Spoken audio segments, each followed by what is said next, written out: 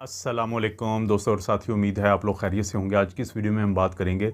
हम pin worm infestation, English में हम कहते हैं पिन वर्म इन्फेस्टेशन, उर्दू में हम कहते हैं चमूने काटना, और इसको टेक्निकली थ्रेड वर्म भी कहा जाता है कि जब बच्चों के पेट में कीड़े होते हैं, और ये मखसूस किस्म के कीड़े होते हैं जो बहुत ज़्यादा तंग करते हैं बच्चों को, ख़ास तौर पे बड़ों को भी इनकी वजह से मसला होता है, जिसका आगे जाके मैं ज़िक्र करूँगा। लेकिन ख़ास तौर पे वो बच्चे जिनकी उम्र 5 से 10 साल या 3 से 8 साल तक होती है, तो उनको ये बहुत ज़्यादा प्रॉब्लम होता है। इसको सीट वर्म्स भी कहा जाता है। तो पता कैसे चलता है वालिदैन को कि उनके बच्चों को चमूने काटने का मसला है। इस तरह के बच्चे रात को बहुत ज़्यादा बेचैन रहते हैं, रात को वो अपने दांतों को पीसते हैं, जिसे टीथ ग्राइंडिंग कहते हैं।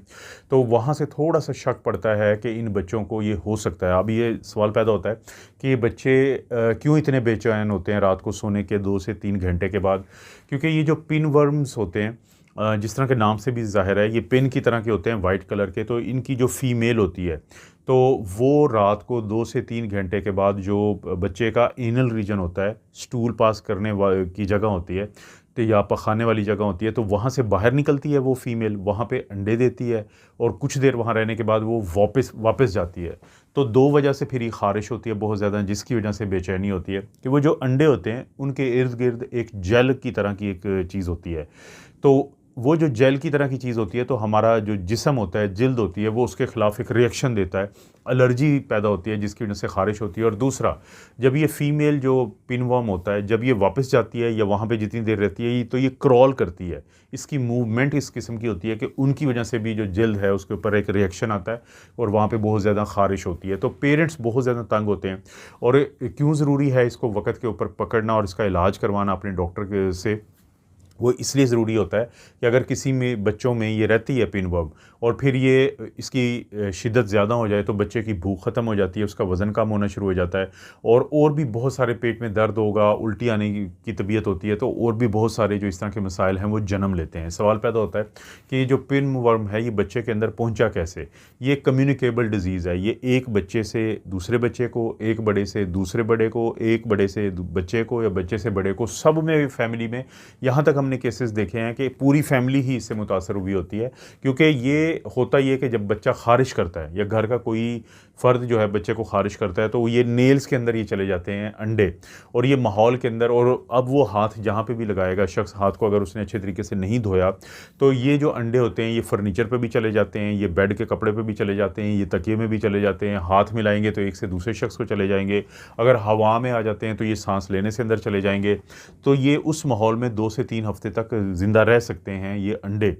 तो जब ये एक से दूसरे में जाते हैं, तो पूरी की पूरी फैमिली जो है वो इससे मुतासर हो सकती है। स्कूल में अगर एक बच्चे को है और उसके नेल्स के अंदर ये लगा हुआ है, तो दूसरे बच्चों को चला जाता है, स्कूल के बहुत सारे बच्चे एक वक्त में मुतासर हो जाते हैं। तो इसीलिए हम कहते हैं कि अगर आप इसकी प्रिवेंशन करना चाहते हैं, अगर आप इसको रोकना चाहते हैं, तो बच्चों को और ख़ुद अपनी जो हैंड हाइजीन है उसका बहुत ज़्यादा ख्याल रखें। इसी तरह से जो कपड़े होते हैं, यानी कि बच्चों के कपड़े भी, और जो बेड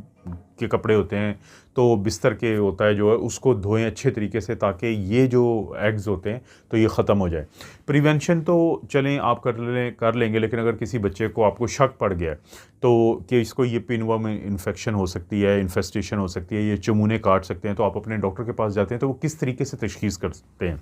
तशख़ीस करना एक तो ज़ाहिर है कि क्लिनिकली आपसे पूरी हिस्ट्री ली जाती है कि रात को क्या सूरत हाल बनती है, सोने के बाद ये कितनी देर तक बेचैन रहता है बच्चा, और इसी तरह से तो दांतों का, जैसे मैंने कहा कि ये टीथ ग्राइंडिंग या दांतों को ये आपस में रगड़ता है बच्चा। उसके बाद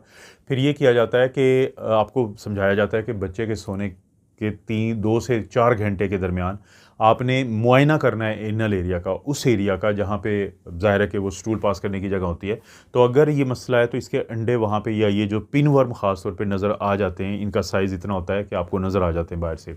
तो एक तो इससे पता चलता है। दूसरा, फिर एक और तरीका हो सकता है कि अगर वैसे ना पता चले, तो बच्चा जब उठ जाता है, तो उसके उठने के बाद सुबह एक टेप लगा दी जाती है उस एरिया में। एक सोल्यूशन टेप आपको पता है ये मिलती है, तो डॉक्टर वो आपको प्रोवाइड कर देते हैं। तो वो आप कुछ देर के लिए लगा के रखेंगे, और उसके बाद वो फिर डॉक्टर को या लेबॉर्ट्री को दे दी जाती है। वो इसको माइक्रोस्कोप के नीचे एक स्लाइड बना के देखते हैं, तो उनको वहाँ से माइक्रोस्कोप के नीचे, खूरदबीन के नीचे पता चल जाता है कि वाकई में पिनवर्म के अंडे और वो पूरी सूरत हाल है। तो ये भी तरीका है। तीसरा ये है कि जो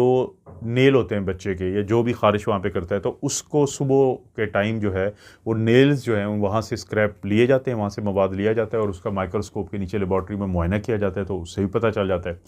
क्योंकि जो स्टूल होता है, पखाना होता है, उसका टेस्ट करने का बहुत ज़्यादा फ़ायदा होता नहीं है। तो इसलिए ज़रूरी है कि आप इन 3 तरीक़ों से आपका डॉक्टर जो है इसकी तशख़ीस करेगा, और एक दफ़ा तशख़ीस हो जाए तो फिर डॉक्टर के पास कुछ ऑप्शंस होती हैं, कुछ दवाइयाँ होती हैं, एंटी हेलमेंथिंग्स उनको हम कहते हैं, जिसमें अल्बेंडाज़ोल है, मिबेंडाज़ोल है, पायरेंटल पैमोएट है। तो इस तरह की मुख्तलिफ़ किस्म की ऑप्शन होती हैं, वो इस्तेमाल करवाएंगे बच्चे के वज़न के हिसाब से, उसकी उम्र के हिसाब से, ताकि और हो सकता है कि 1-2 हफ़्ते के बाद, क्योंकि ये जान नहीं जल्दी छोड़ते ये चमूने, तो इसलिए वो डोज़ जो है रिपीट भी करना पड़ती है। अब सवाल पैदा होता है कि क्या बड़ों में भी ये इन्फेक्शन जाती है? बिल्कुल, और ख़ास तौर पे क्योंकि ख़वातीन ज़्यादा केयर करती हैं बच्चों की, तो उनमें जा सकती हैं, और ख़वातीन में जाके ये जो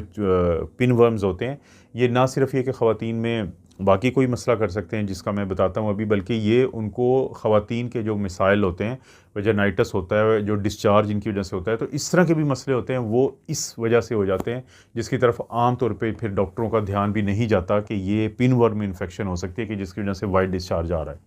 और इसी तरह से ये अपेंडिसाइटिस तक की, यानी जब ये पिन वर्म ज़्यादा हो जाए आंतों में, तो ये क्रॉल करते करते जो अपेंडिक्स होती है,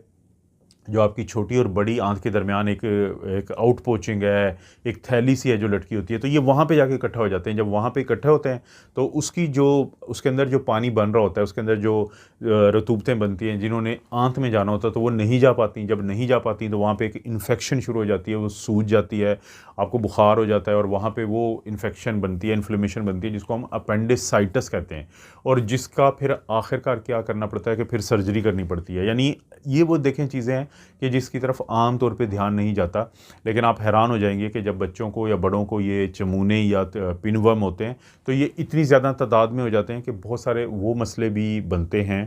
कि जिन जो बज़ाहिर लगता है कि किसी और वजह से होंगे, लेकिन वो इनकी वजह से होते हैं। तो इसलिए ज़रूर अपने बच्चों पर ध्यान दें, और अगर उनको बहुत ज़्यादा ख़ारिश होती है पेरी एनल एरिया में, तो ज़रूर अपने डॉक्टर जो होता है, जो बच्चों का स्पेशलिस्ट होता है, जिसको पीडियाट्रिशियन कहते हैं, तो उससे बात करें। और जैसे कि मैंने आपको बताया कि कुछ टेस्ट वो करेंगे, उनसे जब एक दफ़ा तशख़ीस हो जाए तो फिर उनसे दवाई जो है वो ज़रूर आप प्रिस्क्राइब करवा लें। और प्रिस्क्राइब करवाने के बाद जिस बात को आपने नहीं भूलना, वो 2 फैक्टर हैं। पहली बात तो ये है कि ज़रूरी नहीं है कि एक दफ़ा दवाई दी, वो हो सकता है 3 दिन के लिए आमतौर पे हम देते हैं रात के वक्त ख़ास तौर पे, कि उसके बाद बच्चा ठीक हो जाएगा, बल्कि हो सकता है कि डॉक्टर से आपने पहले बात करनी है कि आपको 1 या 2 हफ़्ते बाद आमतौर पर हम रिपीट करते हैं डोज़ को, ताकि मुकम्मल सफाया हो जाए। और दूसरा, एक ही वक्त में अगर तमाम फैमिली मेम्बर्स की तशख़ीस हो और उनका इलाज हो, तो फिर कम से कम चमूने आपके घर का रास्ता ही छोड़ देंगे। वरना अगर एक ठीक होता है तो दूसरे को रहेगी, हो सकता है वो जो पहला ठीक हुआ था कुछ महीने बाद उसको फिर दोबारा हो जाए। तो इसको अपनी फैमिली से निकाल बाहर करना बहुत ज़रूरी है। आपको पता है दोस्तों, मैं इस तरह की वीडियोज़ बनाता रहता हूँ। वीडियो को लाइक करें, चैनल को सब्सक्राइब करें, कोई भी वीडियो अच्छी लगती है तो फिर शेयर कर दें, ये भी ऑप्शन है आपके पास। आप अपना और अपनी फैमिली का ख्याल रखें। अल्लाह ताला आपको और आपकी फैमिली को हर किस्म की बुराई, बीमारी और आजमाइश से महफूज रखें।